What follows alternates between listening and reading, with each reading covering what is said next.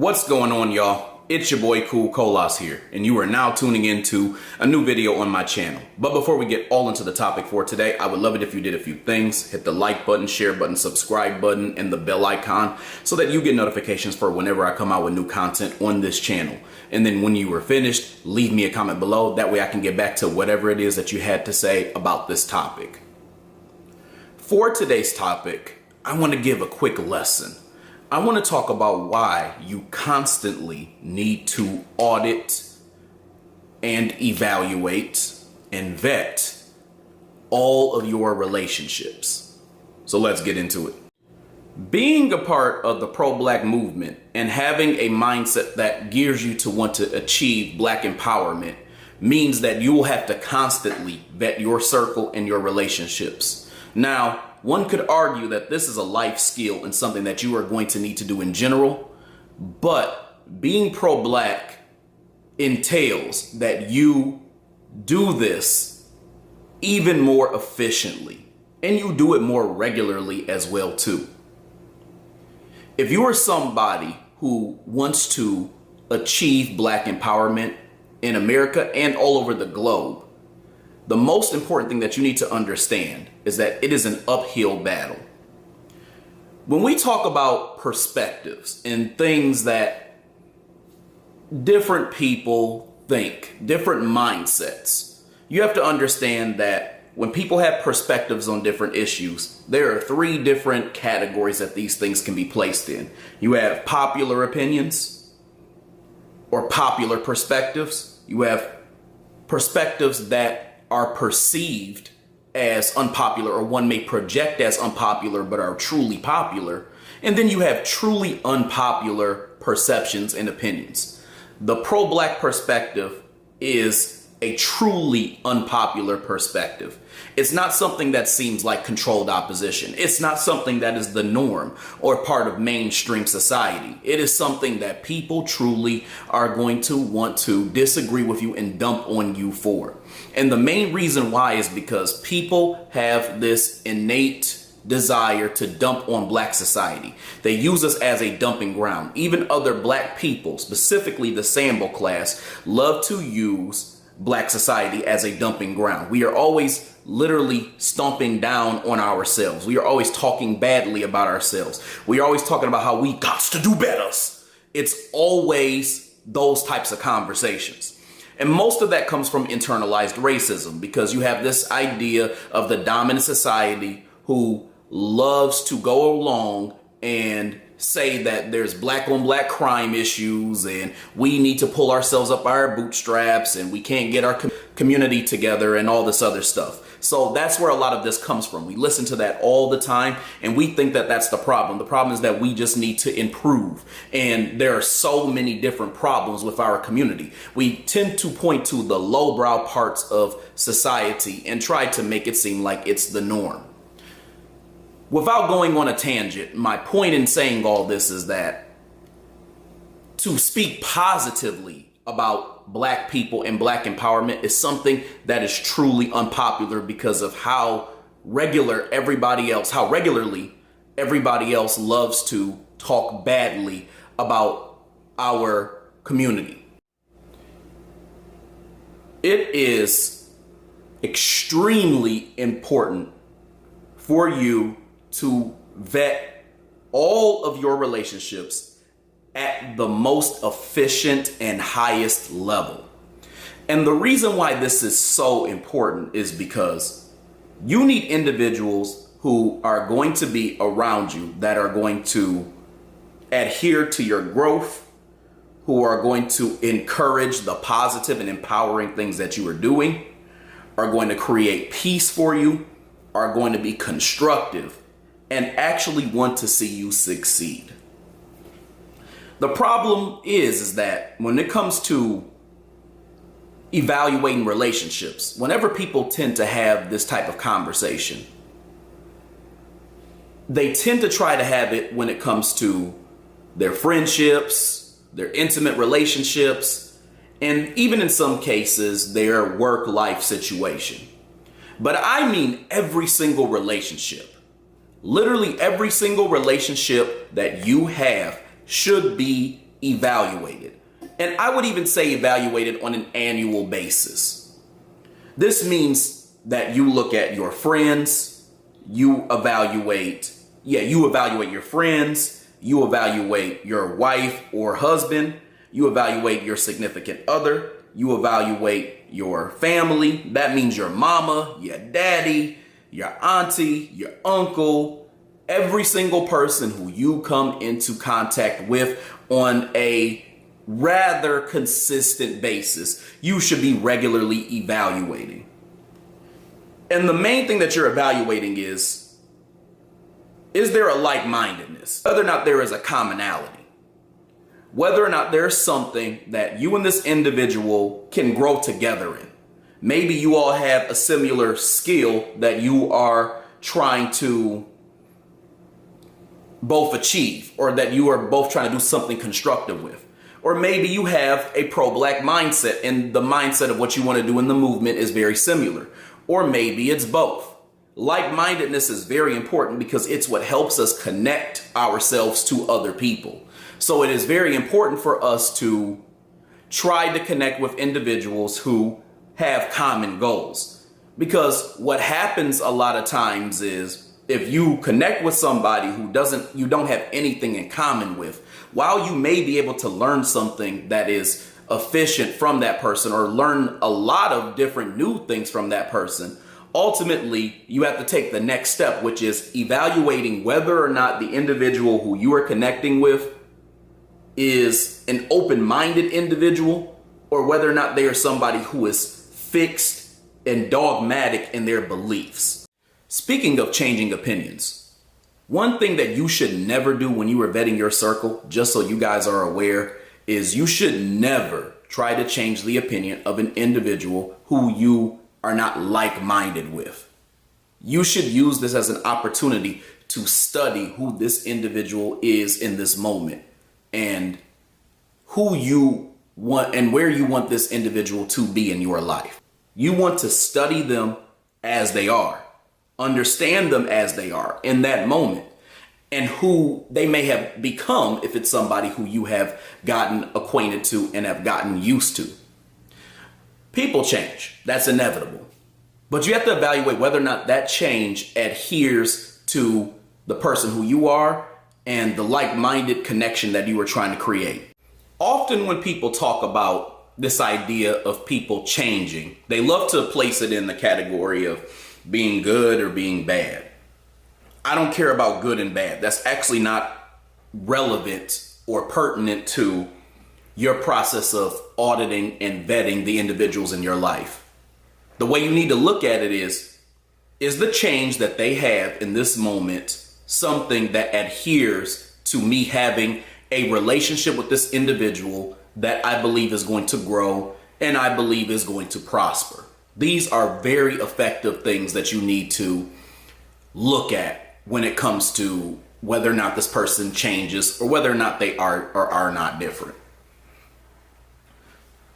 The second thing that I would tell someone to do when they are auditing and evaluating their relationships is the reciprocation factor.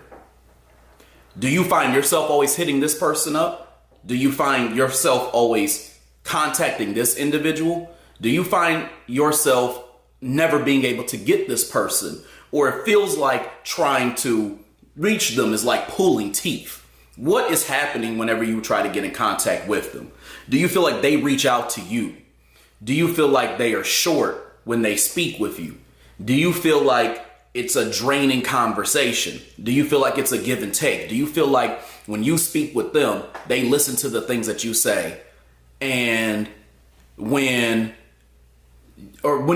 you feel like when you speak to them and they tell you things about themselves, you listen intently, but then when it's time for you to share things, they act like they really can't be bothered with what you're saying, or they're kind of dismissive of it? These are things that you need to look at. Look at the reciprocation factor. You know, a lot of us get really busy, so I don't like to be that guy who says, you know, let's nitpick at all the times where you did this for me, you did that for me, because that becomes a tit for tat type of thing. But what I'm essentially saying is look at the pattern that you see? Do you see that when it comes to reaching out to people, that you're typically the person to reach out? And if you did not reach out, you wouldn't speak to this person for years. You wouldn't speak to this person for a year. You wouldn't speak to this person for however long. So you have to look at the reciprocation. Like, is this a relationship where we both are putting in mutual effort to try to have this relationship be something that is continuous? You know, do we both put the energy or enough energy into it that makes me feel good about the connection that we have? And when I say evaluate everyone, what I'm really saying is evaluate everyone regardless of whatever situation or circumstance that you have with this particular person. So again, I don't care if they are a spouse who you've been married to for 15 years. I don't care if they are somebody who is a friend that you've known since middle school. I don't care if they are literally your mother who raised you. She was a single mother who didn't have nobody to help her. I don't really care who it is. You evaluate everything from the way that you all connect, the like-mindedness, the way that they treat you, and you also evaluate the trust factor. You need to use this process as time to research, especially when it comes to compartmentalization and discernment. And what I mean by that is discernment allows you to decipher the type of individual who you're speaking to and ultimately the relationship that you have with this individual. But compartmentalization shows you where you're going to place this individual. And a lot of other factors go into this, such as time, things shared, experiences, and the flow of the conversations and the topic and all these other things. They all go into this, right?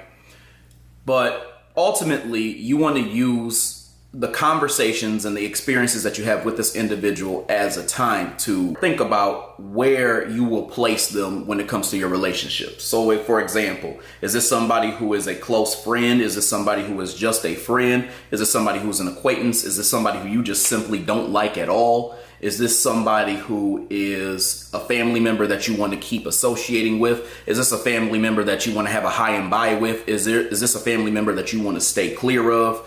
You know, you want to evaluate where these people are placed. And then over time, as you're auditing, you may realize that people who you may have placed in one category may need to have been moved down to a different category. So now maybe you had this friend who was your best friend, and this is somebody who you had a very close relationship with, but you find that either they're not reciprocating the relationship, you guys are growing in different, you guys or chicks are growing in different places, or your mindsets are just not the same. And with pro-blackness, this is especially important because maybe you're finding out, man, my friend might be kind of a Sambo. It may be time at that point to reevaluate. Is this somebody who I would consider a best friend? Is this somebody who I would consider on the level that I once considered them? Do I need to move them down? Do I need to move them out completely? Because remember, this is not a process that is for you to just say, you know what, fuck all these people, snip, snip.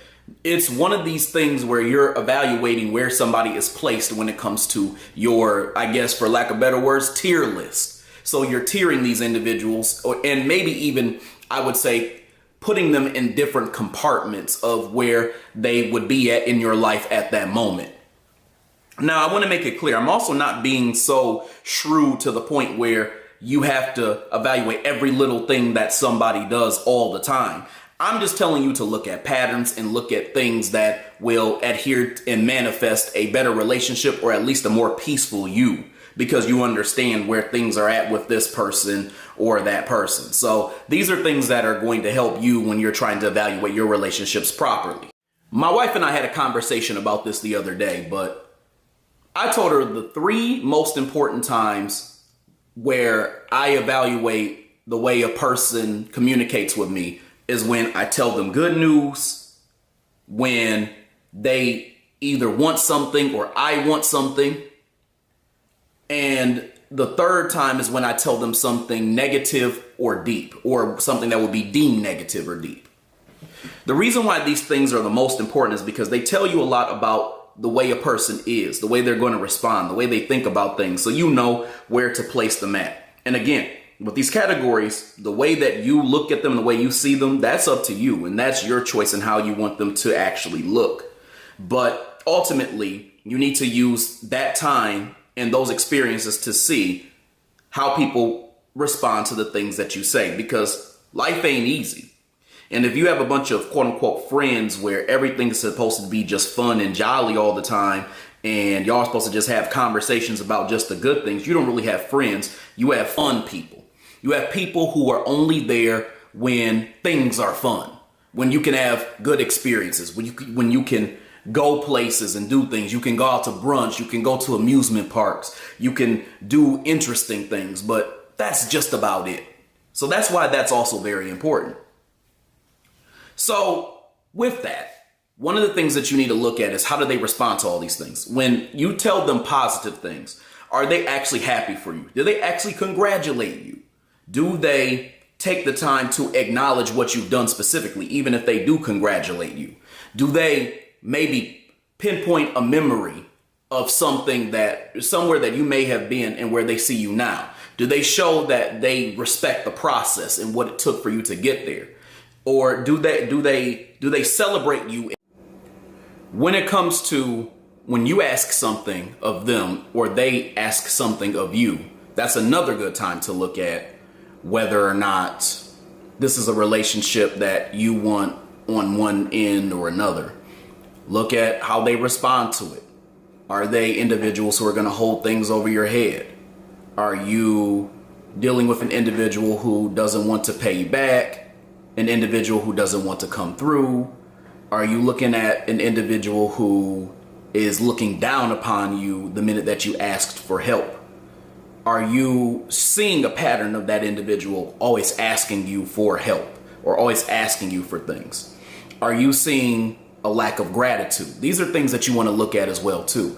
And also too, the other thing that you want to look at too is how does that relationship go when they try to sell you something or they're trying to show you something? Are they disrespectful? Are they cool? Are they, what is kind of going on there?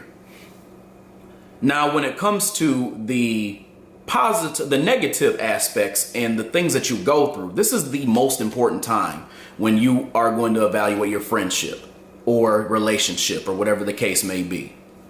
Think about how they respond to you when you tell them something bad about yourself or when you are at a bad time or a low point and things like that. Are they dismissive? Are they toxic positive? Are they just nasty? Like they don't have anything to really say. They consider what you're doing a form of whining. Are they somebody who makes it about them? Are they somebody who gossips about you? Are they hypercritical about you? Are they somebody who is receptive? Are they an individual who listens intently? Do they provide you the solutions that you need when you need them? Do they give you honesty but still give you respect?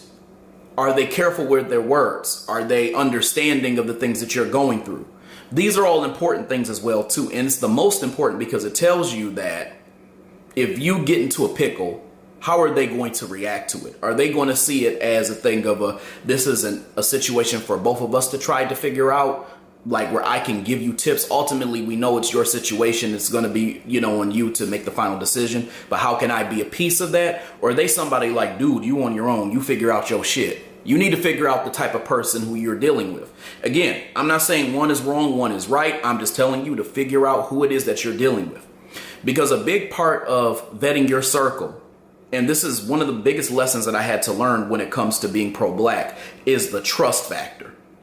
Because you're going to make a lot of moves that are going to piss people off. You're going to do a lot of different things that are, again, going to be very unpopular. Will this person have your back? Will this person have your best interest? Will they speak highly of you? Will they speak light into you? Will they be somebody who will sit there and stand in your corner when you make certain moves? Especially if you do business things. Are they going to repost what you're doing? Are they going to support what you're doing? Are they going to like what you're doing? Are they going to stay clear? Are they going to be a lurker? Are they going to be heavily critical? Find out who it is that you are dealing with 100%. And I think one of the hardest things for people to really accept in our community are vetting your parents. And I really want to tap on that. When it comes to your parents, I've said this multiple times, especially when we're dealing with an old Negro and we're dealing with somebody who was younger, like a millennial or that type of thing, and they're dealing with the mindset of an older generation, you have to pay them no mind when they are off code. Pay them no mind. Do not try to change their minds. Do not try to change their thoughts. And for some of you all, this is difficult because you want to see the best in your parents and you want to see the best in your family in general. You want them to be able to come on the ship to empowerment with you. But a lot of times, I'm just going to be real with you, your family members and your parents are just Sambos. I mean, I'm just being totally honest with you. They're Sambos and they are not going to change from that mentality. They're going to be stuck in their ways. But for some of you all don't even deal with just the problem of them not being pro-black or caring about black empowerment. You deal with a certain mindset, a certain toxicity. You deal with this individual who essentially you feel burdened in at times to have to deal with because of the way that they treat you, the way that they talk to you, and things like that. I'm here to tell you that you should vet them as well too. If you feel like you are dealing with a parent, a family member, an auntie, an uncle, a cousin, whoever, who is disrespectful to you in general, no matter what the subject is, pro-black or not, you have the right to either cut communication with them or to pull back how much you communicate with them. You have the right to do this. And I would also encourage you to practice this when you see patterns of them doing things that are not conducive to all the stuff that I talked about earlier. Now, when it comes to the whole thing about parents, I think the other reason why, and at least from my experience, this is one of the things that I struggle with personally, it's not even the problem of you having a one-on-one with that parent and saying you don't really care for the way that they treat you, talk to you, etc., and that type of thing. It's everybody else around them. Everybody else tends to act as the little soldiers with maybe 20% of the knowledge of the situation, who act as henchmen or henchwomen for your parents or for other family members even. And we do this quite a bit, especially in our community. And that's because there's a certain level of respect that we've always been taught to have for a lot of the people in our community who are older, despite the fact that a lot of these older people really aren't actually doing anything for you like you think. So ultimately, there's a level of fear and control that is put into a lot of us from birth, that we are supposed to just put up and take any single thing that our family members, especially our parents, give us. When it comes to other people though, and they interject with the whole, this is your mama, this is your daddy trope, and they dismiss what a lot of times is a legitimate claim of an issue or a gripe that you have with a family member, you need to tell them to go to hell too. You need to tell them that this is between me and that individual, and it's not for you to have a discussion about. And ultimately, this is something that you need to keep in mind as well too. This is an individual that you probably cannot have that type of conversation with. They're not going to be in support of something that's going to adhere to your peace, especially if this individual has a chronic behavior of doing things that are disrespectful, hurtful, etc. to you. You need to tell them people to go to hell. You need to cut them people off as well too. Now again, some of y'all are hearing this, you're like, well, I'd be cutting everybody off. And I'm like, yeah, that's why from the jump, you actually try to find people who you can trust, who are kind, who are adhering to your success, who care about, you know, what you are doing and who you are and things like that off rip, instead of trying to mold the individuals around you into being like that, because their tendency and inclination is to not be like that. So my whole point here is that when it comes to the pro-black movement, it is very important that you find people who you trust, because it is an uphill battle. And the last thing that you need to be doing is fighting people within the circles that you create around you. Instead, have people who, again, are going to be like-minded, are going to teach you things. You mutually learn things from one another. You're going to be able to succeed. People who are going to be understanding and empathetic to who you are and the things that you are going through, and also are going to have your back in certain situations as well too, because that is extremely important. So we need to really look at all of these different things when it comes to vetting people. And again, your process is your process. All I'm simply doing doing is encouraging you to try to be more careful about the individuals who you let into your circle and the individuals who you ultimately want to create a camaraderie with. Also, one myth that I think people say over and over again that I kind of disagree with is that when it comes to dealing with people who aren't treating you in the way that you want to be treated, you have to teach them. Now, let me kind of backpedal. I agree with some parts of that. I agree with the part that your boundaries are a tool, and it's a tool that you can use to curb some of the things that they may do inadvertently that you don't like or don't care for, or disrupt something that you're trying to do instead of you going along with it or allowing that thing to happen. But I think that boundaries are not the end-all be-all that people try to make them seem. The goal shouldn't be for you to teach people how to treat you. The goal should be for you to find individuals who are kind to begin with and are like-minded to begin with, and are individuals who you can resonate with to begin with. You are not supposed to just seek any old individual and then just whip them into shape. That's not how it's supposed to work. You're supposed to find the best individuals to connect with and be extremely intentional about who is in your life on a regular basis and who you let in. And yes, that does mean that you have the ability to just not even tell them about what you are doing, because ultimately, in many of these situations, when you try to have conversations with friends and family and things like that, which I don't have anything wrong with, it ends up being a thing of two people standing on their respective square and seeing a difference in opinion. Your boundaries and the things that you believe and the things that frustrate you, hurt you, etc. are not up for negotiation. They are not. When somebody wrongs you and you feel that way and you talk to them, it's not just a difference in opinion. And how you need to take something like that is you need to use it as a strike. And if people keep getting strikes against them, have a 3 strikes you're out rule.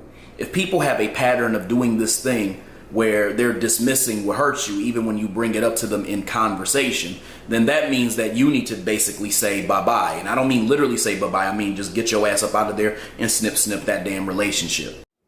All right, y'all, I hope you enjoyed this video. I hope you enjoyed what I had to say, and I definitely will have more to come, so stay tuned. Other than that, I hope y'all have a great rest of y'all's day, and I'll talk to you later. Peace.